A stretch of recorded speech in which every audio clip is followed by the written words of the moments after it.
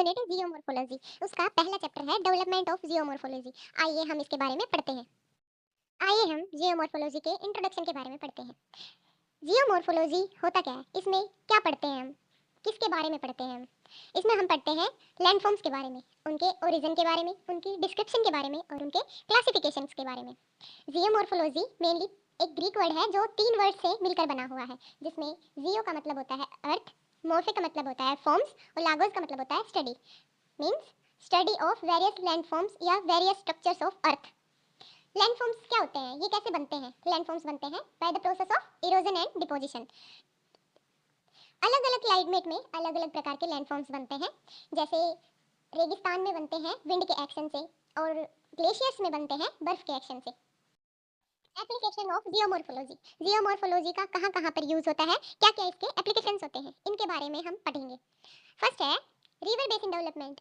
River के किनारे पर जो डिपॉजिट्स होते हैं, वहाँ पर हम कब तक खेती कर सकते हैं, कब तक हम वहाँ उस लैंड को यूज कर सकते हैं, इन सब के बारे में हमें तभी पता चलेगा जब हमें वहाँ के लैंडफॉर्म्स के बारे में नॉलेज होगी और जो जियोमॉर्फोलॉजी की स्टडी से होगी। नेक्स्ट है फ्लड कंट्रोल। बाढ़ से बचाव करना है हमें, तो हमें उस एरिया के बारे में नॉलेज होनी चाहिए जो हमें जियोमॉर्फोलॉजी से होगी, जिसमें हम लैंडफॉर्म्स के बारे में पढ़ेंगे। नेक्स्ट है land use for city development. कोई शहर डेवलप करना है हमें, तो वहाँ पर हमें उस जगह की लैंडफॉर्म्स के बारे में नॉलेज होनी जरूरी है।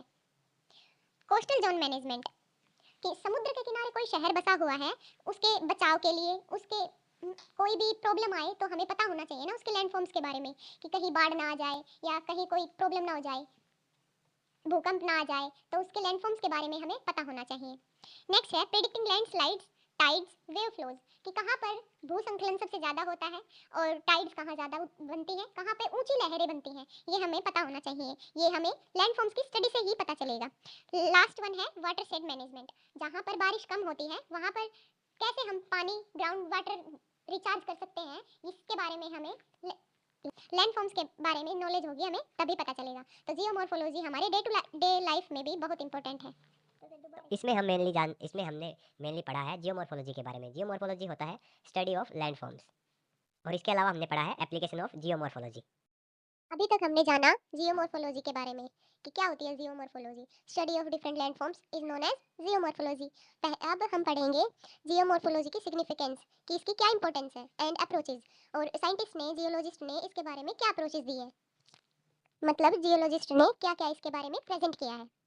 अब हम पढ़ेंगे सिग्निफिकेंस ऑफ जियोमॉर्फोलॉजी, कि जियोमॉर्फोलॉजी की क्या इंपॉर्टेंस है, क्या इसकी विशेषताएं हैं। सबसे पहले हम पढ़ते हैं अर्थ के सरफेस के बारे में, कि अर्थ के सरफेस पे अलग अलग लैंडफॉर्म्स बने टाइम के साथ साथ, और क्या उनकी शेप्स रही।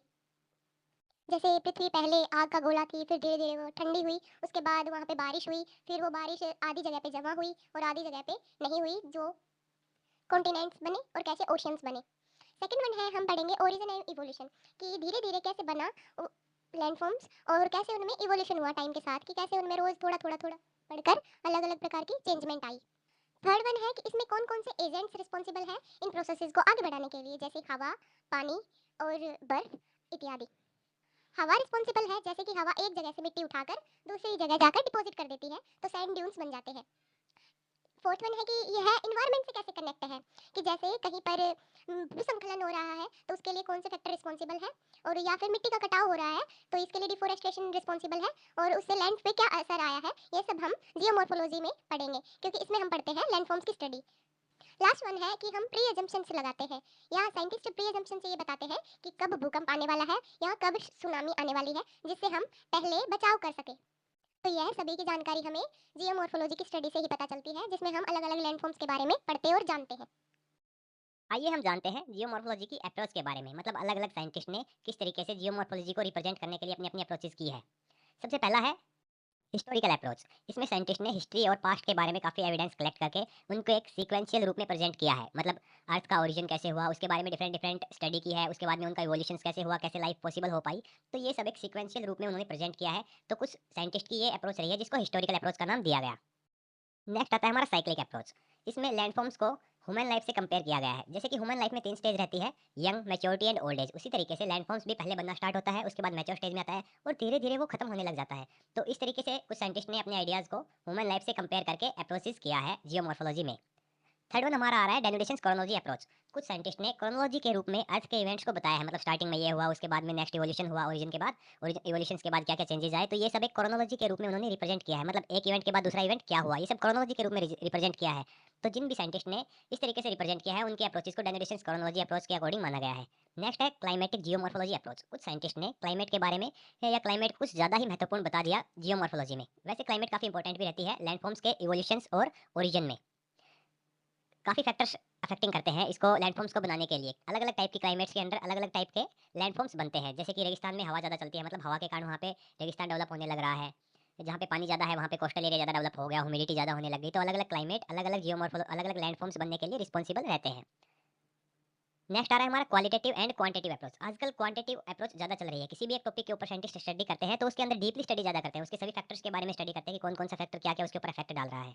लास्ट वन हमारा आ रहा है मॉडर्न अप्रोचेज। मॉडर्न अप्रोचेज में मेनली मॉडर्न टूल्स को यूज़ किया है हिस्ट्री को दर्शाने के लिए। एग्जांपल के तौर पे यहाँ पे हमारा आ गया कार्बन डेटिंग। मतलब कार्बन डेटिंग का यूज़ करके ऐसे बताया गया कि इतने साल पहले ये इवेंट हुआ था या ये घटना इतने साल पहले हुई थी, तो कार्बन डेटिंग से काफ़ी हेल्प हुई है। तो हिस्ट्री को दर्शा सॉरी लैंडफॉर्म्स के हिस्ट्री को दर्शाने के लिए कार्बन डेटिंग और अदर मॉडर्न टेक्निक यूज़ की जा रही है आजकल। तो इसमें हमने देखा कि अलग अलग साइंटिस्ट ने अलग अलग तरीके से जियोमॉर्फोलॉजी में अप्रोच की है और उसके बारे में डेफिनेशंस दी है। अब हम पढ़ेंगे एंशिएंट पीरियड के बारे में कि 2500 साल पहले से लेकर 1200 साल पहले तक लोगों के जियोमॉर्फोलॉजी को लेकर क्या विचार धारणाएं रही हैं। इसमें बहुत सारे जियोलॉजिस्ट ने अपने विचार प्रकट किए हैं, पर हम मेनली 4 साइंटिस्ट के विचार पढ़ेंगे, जिनमें है Aristotle, Herodotus, Strabo and Seneca. इन्होंने जियोमॉर्फोलॉजी के इवोल्यूशंस के बारे में बताया है कि लैंडफॉर्म के अलग अलग इवोल्यूशंस होते रहते हैं, जिनमें पहले है एरिस्टोटल। इन्होंने बताया है हाइड्रोलॉजिकल साइकिल के बारे में। हाइड्रोलॉजिकल साइकिल जो है वो वाटर साइकिल को ही बोलते हैं। जैसे वाटर कंडेंसेशन होता है, ऊपर भाप के रूप में जाता है और वापस बारिश के रूप में नीचे आ जाता है। सेकंड इन्होंने बताया है रिवर डिपोजिशन के बारे में कि रिवर अपने साथ बहुत सारी मिट्टी को लाकर डिपॉजिट कर देती है ब्लैक सी के पास। सेकंड है हेरोडोटस। इन्होंने बताया कि नील नदी के जो मुहाने पर डेल्टा फॉर्मेशन हुई है वो डिपॉजिट है रिवर का, और उसका इवोल्यूशन है जो प्रतिदिन थोड़ा थोड़ा होता रहता है, वो इन्होंने बताया है। थर्ड वन है स्ट्रेबो। इन्होंने बताया है कि जो वैली ऑफ टेम्पे है, यह एक वैली है जो कि वोल्केनो और अर्थक्वेक के ओरिजिन से डेवलप हुई है। मतलब अर्थक्वेक और वोल्केनोज बार बार आ रहे हैं तो उनसे ये वैली जनरेट हुई है। लास्ट वन है सेनेका। इन्होंने बताया है कि कोई भी लैंडफॉर्म के बनने या बिगड़ने का कारण मुख्यतः रिवर और अर्थक्वेक ही है।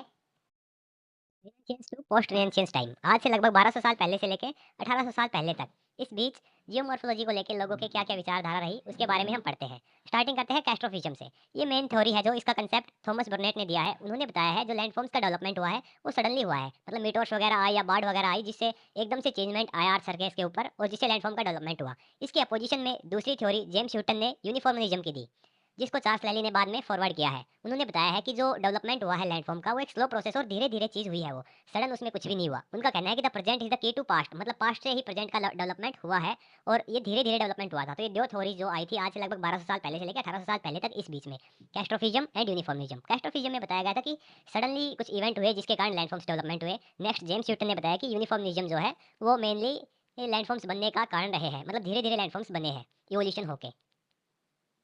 इसके बाद मॉडर्न टाइम में क्या क्या थ्योरीज आई उसके बारे में हम पढ़ते हैं। अभी हम देखते हैं 20th सेंचुरी बीसी शताब्दी में जियोमॉर्फोलॉजी को लेकर लोगों के क्या क्या पॉइंट ऑफ व्यू रहे हैं। सबसे पहले हम देखते हैं non cyclic evolutions of landform. ये थ्योरी दी है वेल्डर पिनेक ने। नॉन साइक्लिक इवोल्यूशंस का मतलब है कि जो लैंडफॉर्म्स बने हैं वो एक बार बनते चले गए, उसके बाद में ये नहीं है कि वो बने फिर नष्ट हो गए दोबारा वो बन रहा है सेम लैंडफॉर्म, मतलब ये साइक्लिक प्रोसेस नहीं है, एक नॉन साइक्लिक प्रोसेस है। नेक्स्ट आया है कंसेप्ट ऑफ क्वांटिटेटिव एनालिसिस।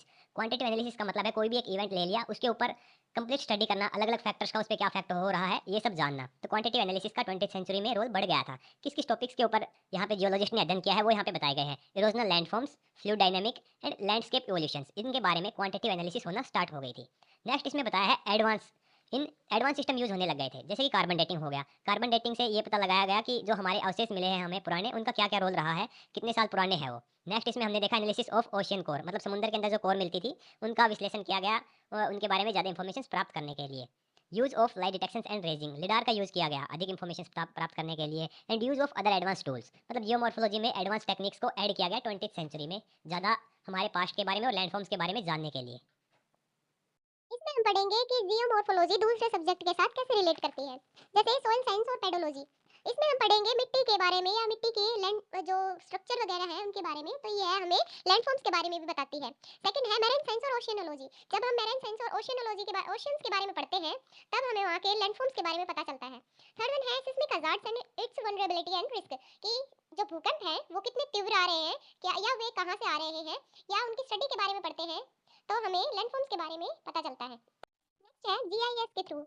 जैसे जीआईएस में डाटा वगैरह स्टोर होता है कंप्यूटराइज्ड, और सैटेलाइट में डिटेक्शन हो जाता है, कोई भी चेंजमेंट होता है अगर लैंडफॉर्म में जियोमॉर्फिक, या फिर मैपिंग वगैरह करनी होती है या मॉडलिंग वगैरह बनाना होता है हमें किसी भी चीज़ का, तो ये सब हमें जियोमॉर्फोलॉजी के में बहुत काम में आता है।